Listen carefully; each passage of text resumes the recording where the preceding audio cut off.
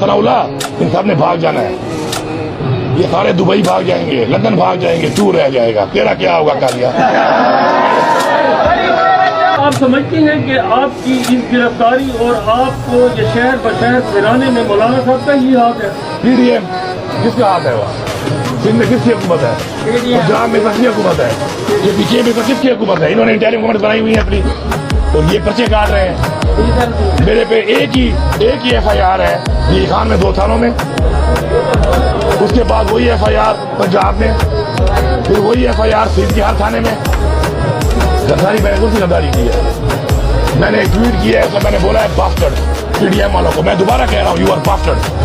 हरामी का मतलब ये नहीं है कि गवांडी की पैदावार हो, हराम खोर भी हरामी होता है। तुम सारे हराम खोर हो और सबूत पड़े हुए हैं, पूरी कौम ने देखा है कि तुमने हराम खाया है, इस कौम का पैसा खाया तुमने, तुम हराम खोर हो। मैं तुम्हें दोबारा कह रहा हूँ, मैं अपनी स्पीड पे कायम हूँ।